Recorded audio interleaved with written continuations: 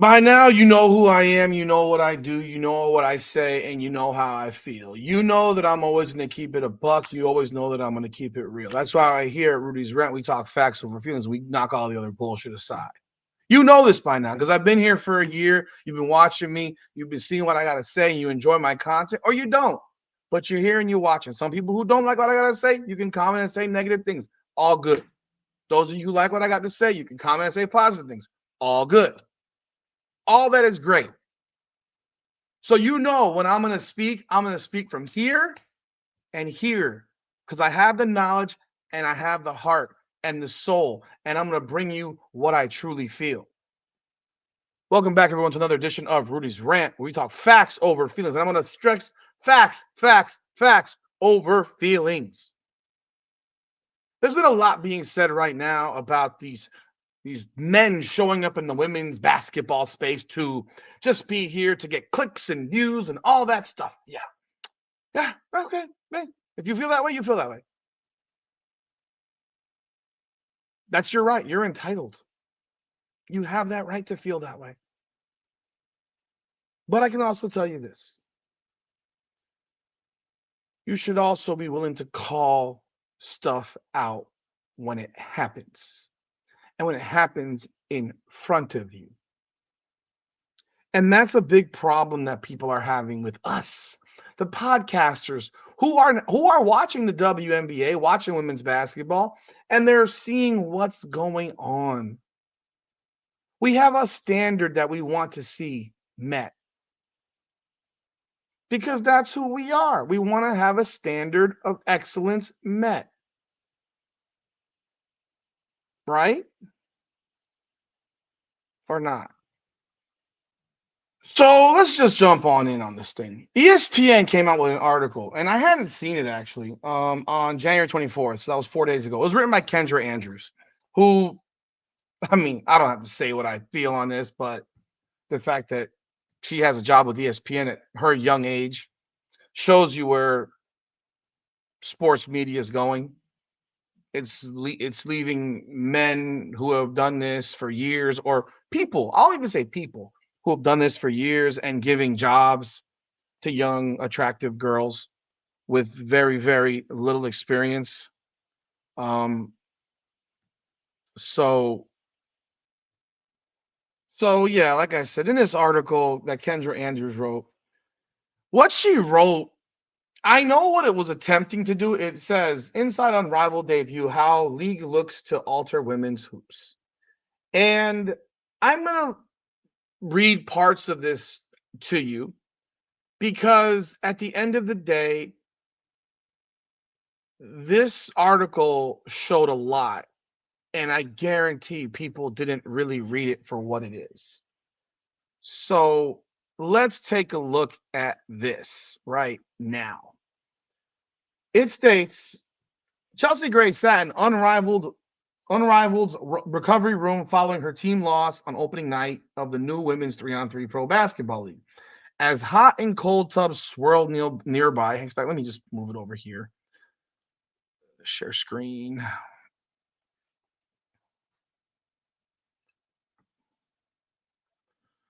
Let's zoom it in, make it easier to read.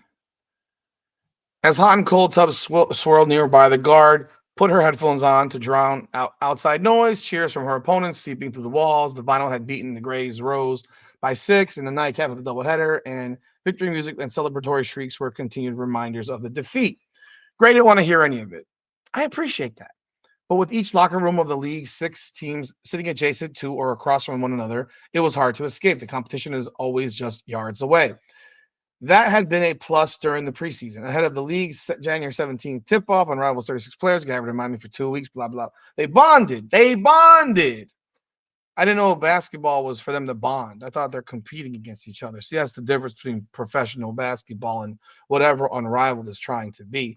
You want to be a professional league, but you got these teams being hunky-dory with each other like they're best friends and stuff. They bonded over how special it was to share space with the top players in the WNBA, posting on social media together, getting dinners and joking in the hallways.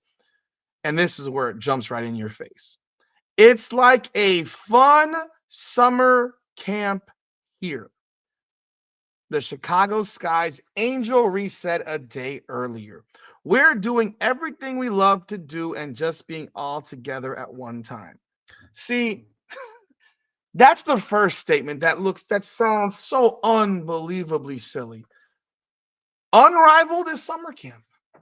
They're getting paid money to go to summer camp. What? They're trying to feed this to us like it's a professional basketball league. And the player with the most notoriety in the league is telling you it's summer camp.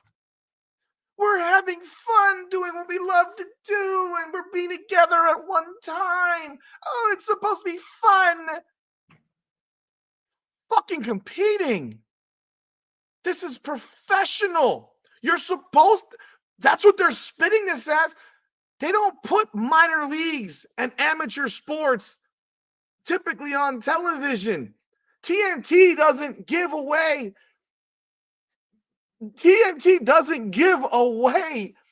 primetime television slots to Little League Baseball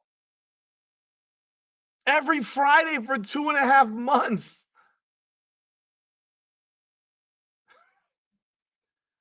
At least Gray needed some space. I thought I was going to be okay. Gray said, I'm not okay. Okay, that's the competitor in Chelsea Gray at the very least, because she thought she'd be hunky-dory and not care. At least she cares. Now, you go through this. By a lot of markers, Unrivaled officials viewed the league's opening weekend as a triumph. Unrivaled sold out its 850-seat arena 3 game days in a row, and an average of 312,000 viewers tuned in to watch Friday's openers. But equally important to Unrivaled stakeholders, they followed their North Star to give the athletes a world-class experience. It was as perfect of a debut as we could have asked for. Unrivaled president Alex Basil told ESPN. We knew the magic we had inside of that building. See, I think that's preposterous. If that's what you thought was a perfect debut, then I guess we have different opinions on what a perfect debut would look like. A perfect debut would be 2 incredibly played games. A perfect debut would be 2 incredibly played games with at least 500,000 people watching it on TV. That would be a perfect debut.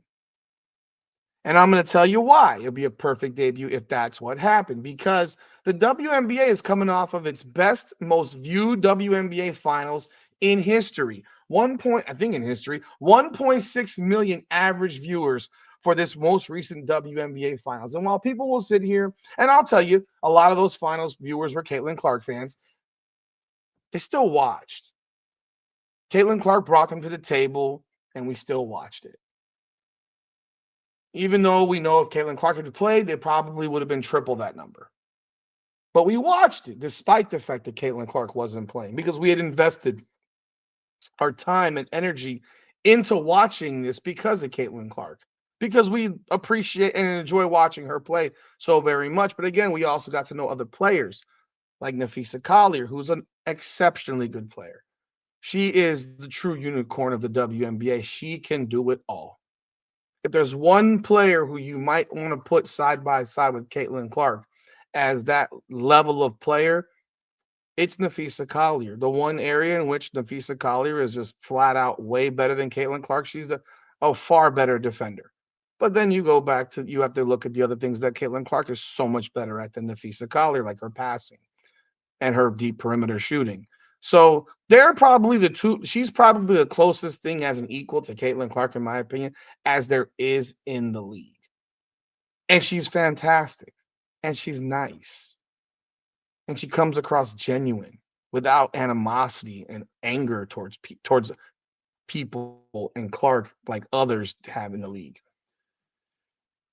Unrivaled set out to give WNBA play, but again, I don't find that to be a perfect debut because the games, one game was pretty good, the other game was atrocious, and the viewership was not that great, considering the fact that you're coming off of a finals with such high ratings, and now you are, and you get 312,000, and a week later you're under 265.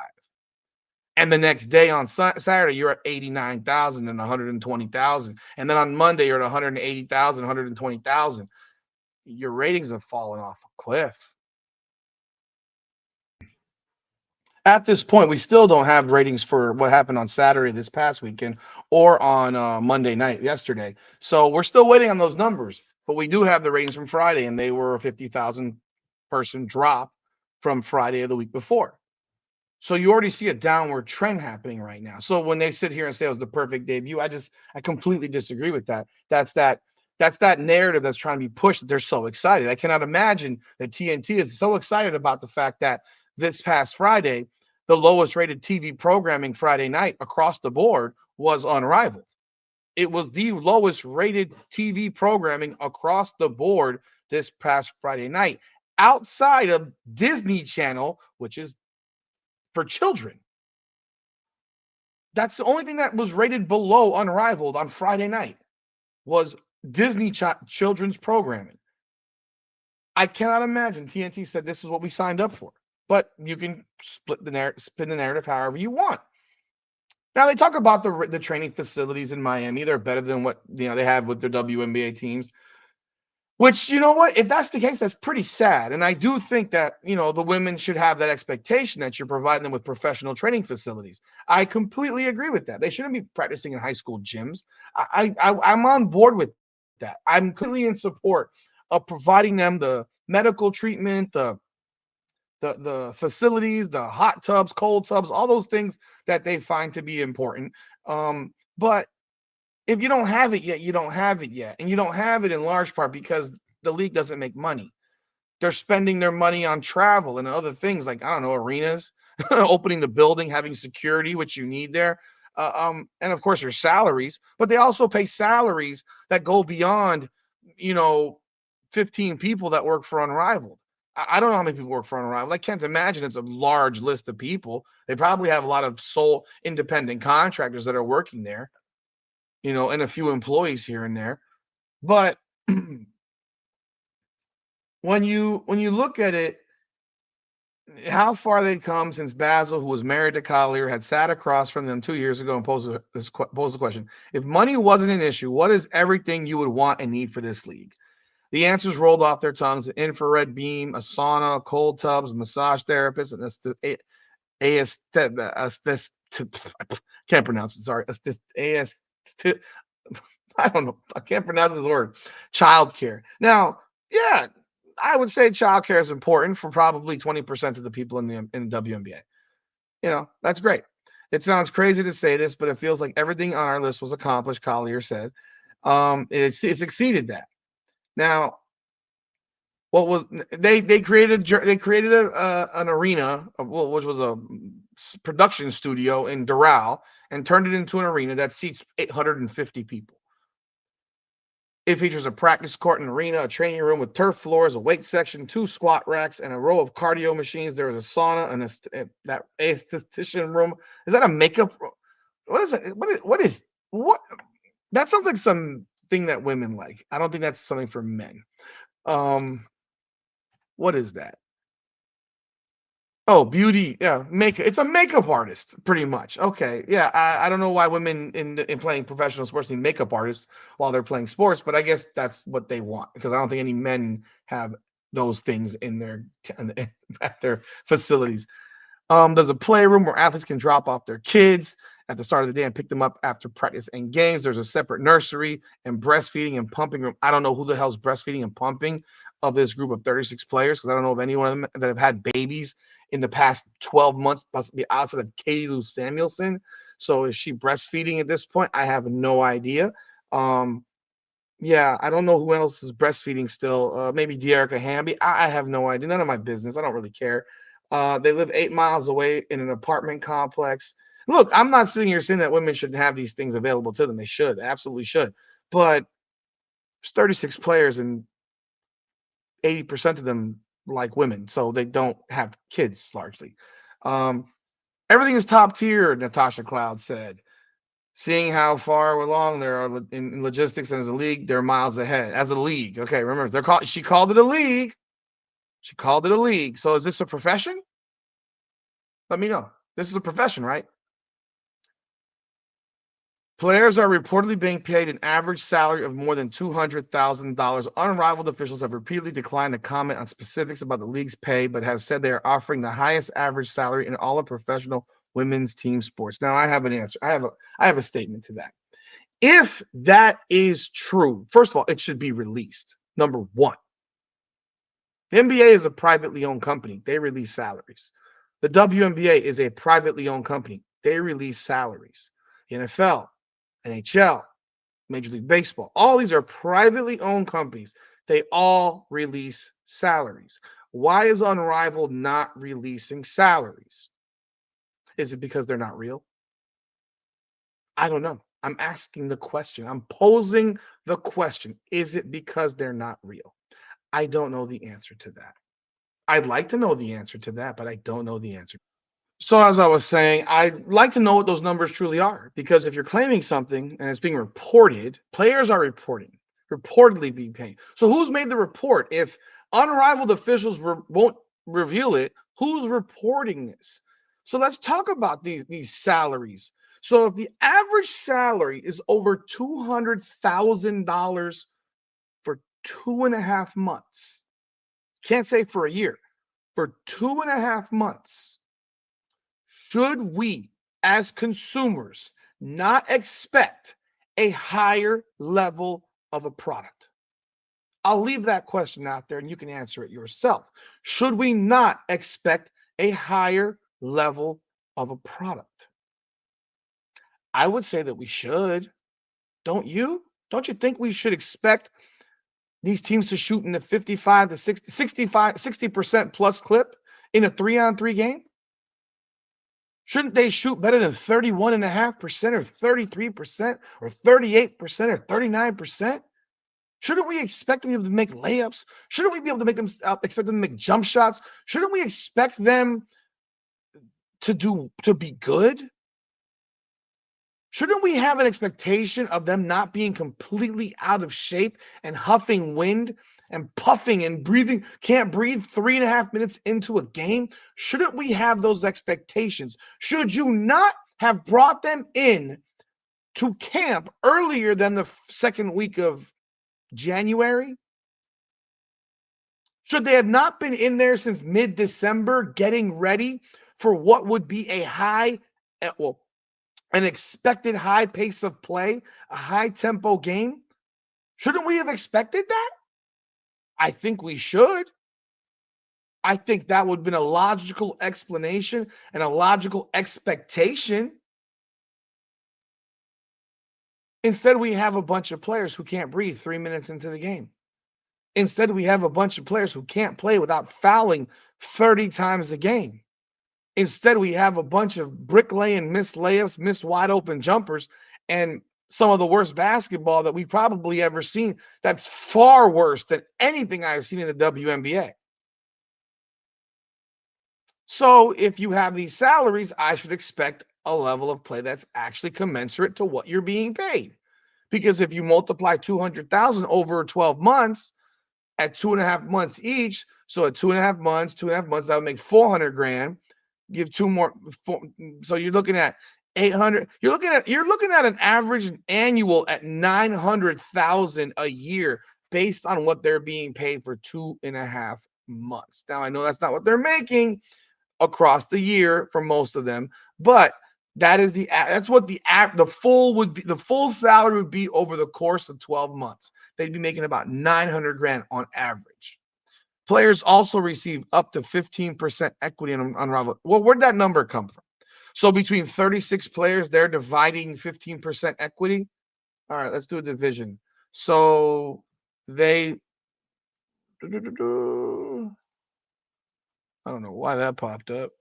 So let's see here. Wrong one. 36. So 36 players divided by 15. So they're getting the average equity per player is 0.41666666%. So less than 1% equity between the 36 players. That's what we got. less than a percent. So this equity, what equity's left? Wasn't the TNT deal including equity? I'm just curious to know at this point I mean, 100% is 100%. So where's the equity? So how are they going to get paid? Are they going to get paid on revenue? So that means they're going to get paid off of how much sponsorship and endorsement deals you've gotten from these different corporations and then funnel it back to them, basically a kickback. Or are they going to be paid based on profit? So if it generates profit, they'll get paid based that equity on profit. I'm asking the questions. They keep everything so close to the vest.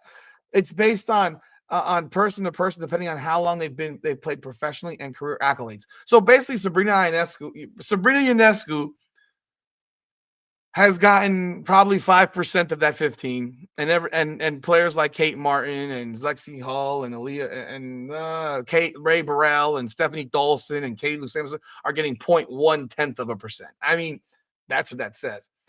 We talk all the time about how we put more money into the players' pockets. He said it's cash, it's equity, it's resources, it's training, it's a chef, it's this, it's childcare. We've always tried to be progressive with our other ways to put that money into their pockets. It's not as simple as what is your average salary because we don't have a collective bargaining agreement. No, you don't. You're a private company. Yeah, I get it.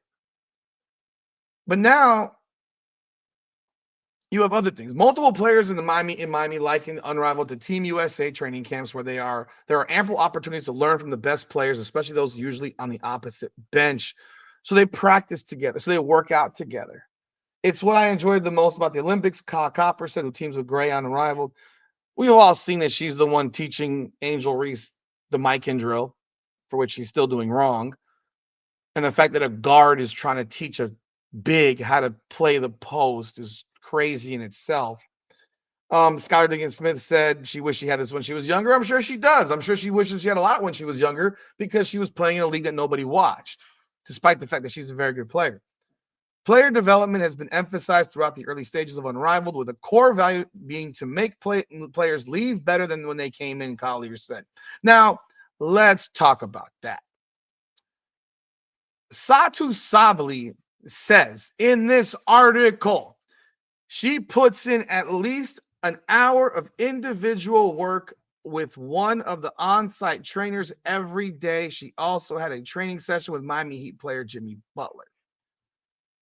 Let's talk about this.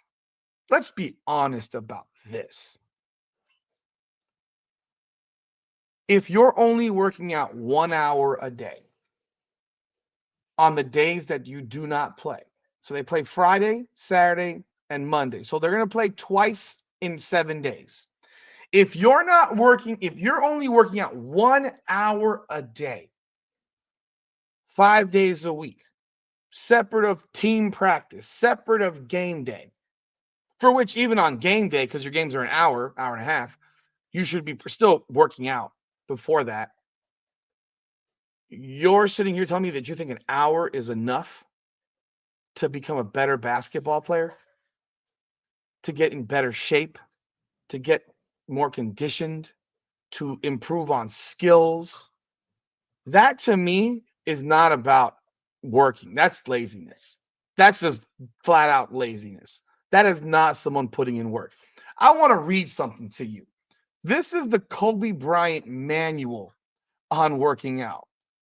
Kobe Bryant had a unique way of training, which is best known as the 666 workouts, because he worked out 6 hours a day, 6 days a week, 6 months a year.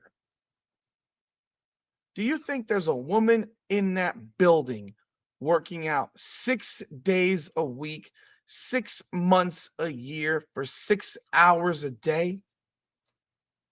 I doubt it. And according to Sabali, she's not. They don't view this the way they should. They have turned women's basketball into the part-time job, and everything else, whether they have aspirations of modeling, singing, acting, whatever, everything outside of basketball is the priority, not basketball. Basketball is secondary. Everything else is primary. They're in Miami. They're partying it up. They're having a good old time. They're going to Sunday brunch. I'm sure that's why Sundays they're not playing, because they're hitting up Sunday brunches all over Miami. They're getting lit. They're doing all that stuff. And working out and being ready is not the most important thing to them. Kobe Bryant would wake up at 4 a.m. and he'd meditate for 15 minutes. He'd get on the track at 5:30. He'd start working out. Every 6-hour routine is divided into 2 hours of basketball skills, 2 hours of weightlifting, and 2 hours of track work. His track work includes high-intensity interval training like sprints, jogging, walking for 100, 200, and 400 yards every morning. He did interval running, changing his pace and speed throughout his running. And then he ate breakfast at 8:30. Then he goes to 10 o'clock, basketball skills. He would shoot at least 700 to 1,000 shots per day. Do you think there's a woman in this league shooting anywhere near that? I doubt it. The only woman that's putting up shots like that per day is not in this league. She's in Indiana working out. He also performs at least 10 minutes of defensive slides, 20 minutes of dribbling, followed by intense 90 minutes of shoot around. The hardest part is Kobe shoots from 5 specific areas on the court, completing enough 10 shots from each location before moving on to the next one. As expected, it's this guy sucked. This is the guy who's telling the story. Kobe saying it's always the next shot that counts. 12 p.m., lunch.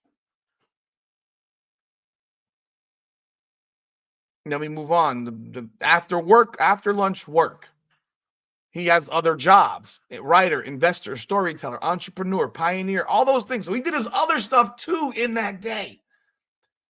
At 3 o'clock, weightlifting, 2 hours. I mean, there's a whole list of all the stuff he would do. It's part of a blend of traditional weightlifting and Olympic style lifting. Do you think Aaliyah Boston's been working out in a weight room like that because she looks exactly the same as she looked in September for Indiana, out of shape and overweight? He 6 o'clock dinner,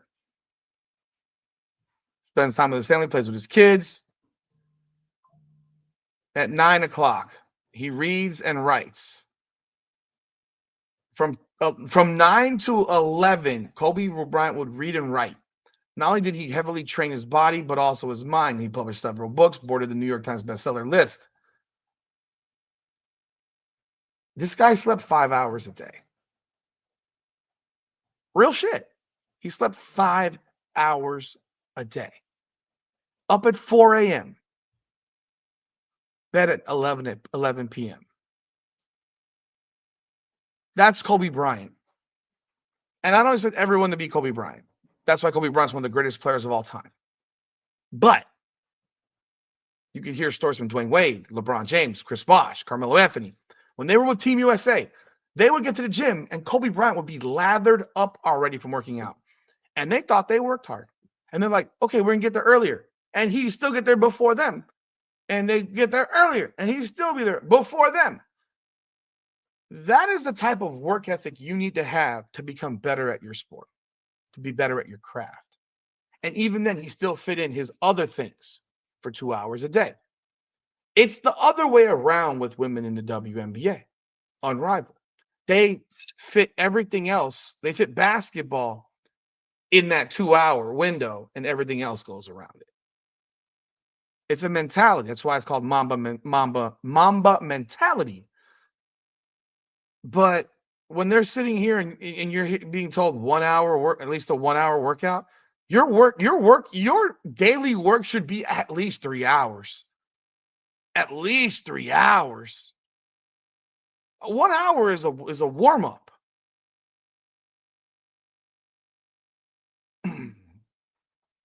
It says it's also a contrast to playing overseas, where players said it's hard to work on personal goals because of travel, practice, and games with their international like, that sounds like crybaby shit to me.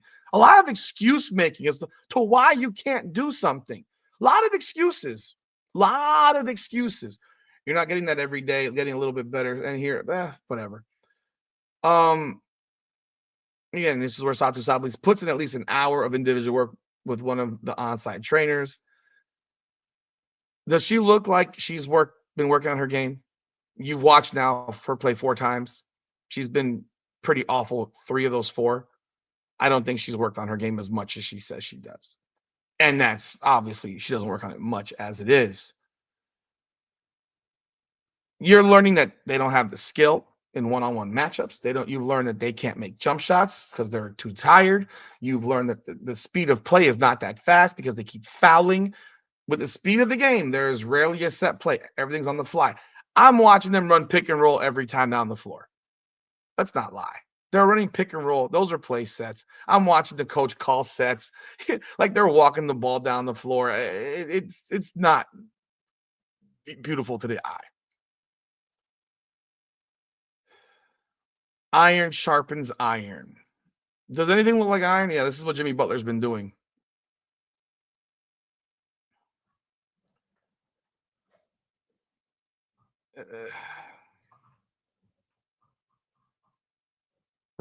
Angel Reese's relationship with Copper has become especially important to the Sky's sophomores' time in Miami. She's helped Reese work on her finishing, creating a post-practice routine that they go through every day. And because Copper won a championship, Reese views her as having a blueprint of being successful at that franchise. You're going to a guard to teach you how to play in the post. I just think that's insanity.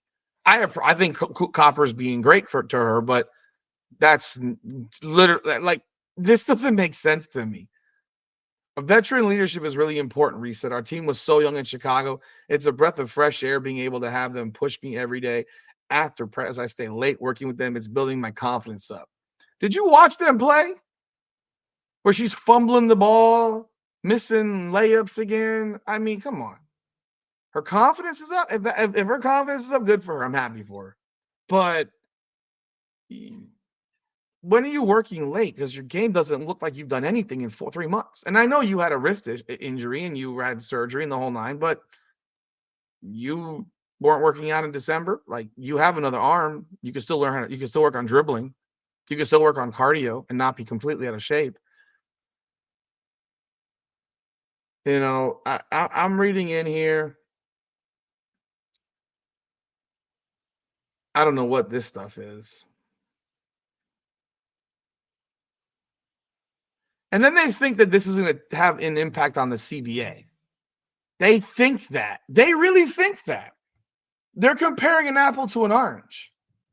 The WNBA is a business that's lost money for 28 years. That would never be in existence if it wasn't for the NBA subsidizing it. And you think that that's going to have an impact on collective bargaining? Now, should you get things in your facilities that make it, the things like the facility component? Yeah, you should. But it is not going to. Do you think you're going to get paid $250,000 a year as an average salary for a WNBA player? Are you crazy? You think this is going to make the WNBA move?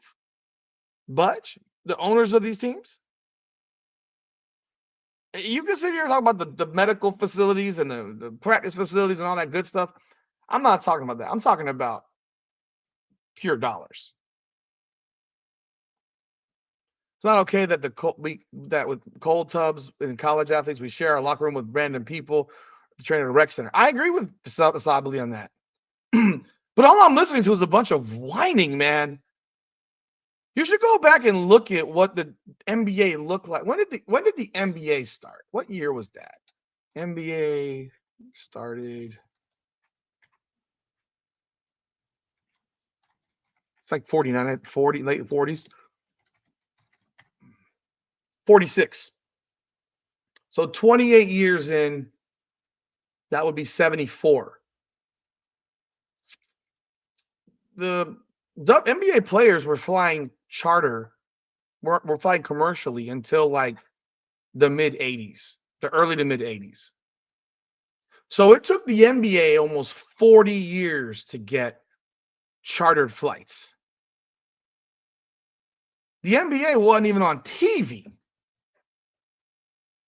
It wasn't even on wasn't even on live TV for the finals until like 1981, 82, 83, something like that. 82, I think it was. 81, around there. I'm just saying, the complaints that they make, Larry Bird would be eating hot dogs, waiting for a commercial flight when they're sitting here whining about what they don't have. Like this reeks of laziness and whining and entitlement and all those things that you don't want in an athlete. It's not the standard we deserve as the best woman in the world in the WNBA. Unrivaled is setting a great standard in that way. We will all come back and demand that for our teams. Let me tell you something, Satu.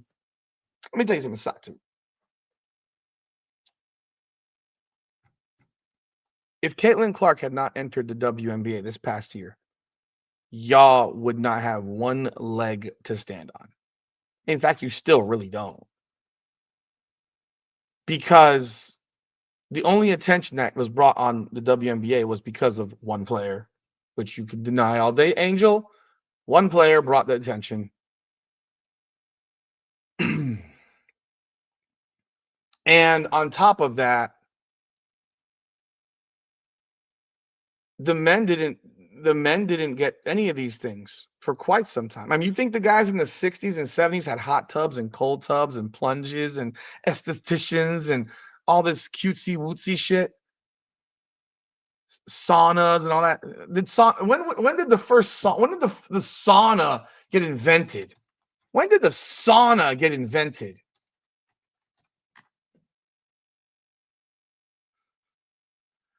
Well, they say way back in like 2000 BC, but okay. I mean, I don't know. When was the first sauna used? Okay, let's find who made a sauna. I don't know. I can't find it here. I mean, I can't. I don't remember. I'm gonna ask my mom, who's 74, when she first got in a sauna. I'm just curious. I mean, there are gyms that you join memberships to that still don't have saunas, but I don't know what these players had in the 60s and 70s. They damn sure didn't have what these women are begging for right now and complaining about. Like, this is nuts. A standard? Yeah, they're doing it right now because they got an influx of cash from a bunch of investors who want to help women play basketball.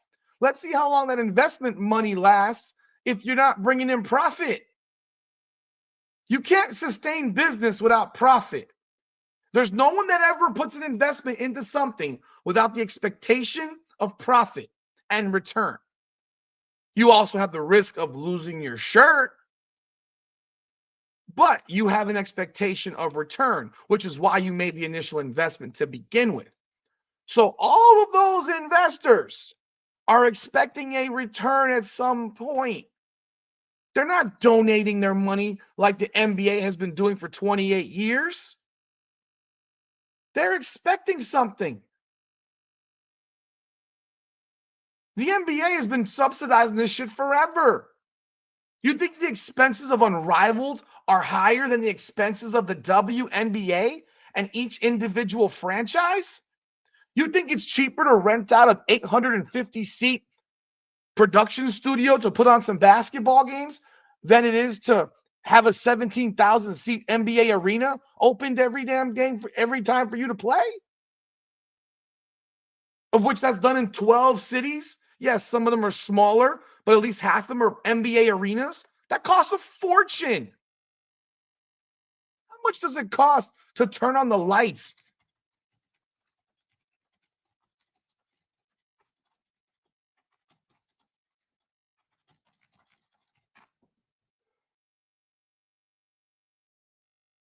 Turning on the lights alone in an NBA arena for one day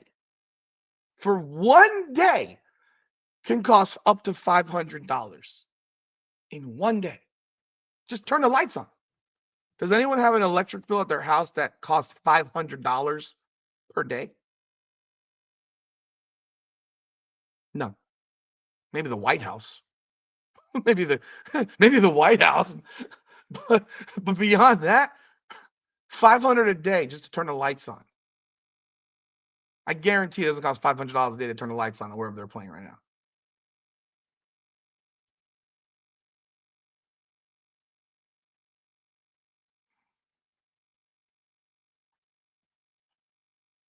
Yeah, I don't know. And that might not seem like a lot. It might not. But there's more to it than just turn the lights on. The fact that you just have to turn the lights on. Because every building has to have police security, which costs a fortune, concessions, food, drinks. I mean, parking. There's employees that got to get paid. They're playing in a fucking production studio in Doral with a basic ass parking lot. I know where this place is. Come on. They're not setting the standard for the WNBA. They have no expenses in comparison to the WNBA. And they got a bunch of free money for the first year. Let's see how much follows it. Let's see what profit is created. And it starts with television ratings. If the TV ratings suck, where is the money going to come from? Basil told ESPN the WNBA has been supportive of the startup. I'm sure they're not as supportive as they thought they were, as they're watching players get hurt. And in return, players have been vocal to their WNBA teams about what they've experienced in Miami. Reese said she has texted Sky execs about what she has had access to and what she believes the team needs to implement moving forward. Wow, I need the opinion of a 23-year-old how to run my professional basketball franchise. Yeah, that's rich.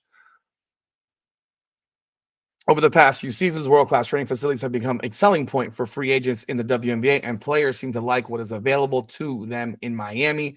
Those with comparable facilities at their WNBA team have been using the comparison to pitch to free agents. I think that's expected. It's done in college and recruiting. Solidly, you're able to talk to other players directly and you can figure out what they have, what type of resources, how important the team is to the owners. If you have an owner of a team that doesn't prioritize the women's team, they're going to talk about it, and that's a place where I would like less likely to go. Come on, man. Just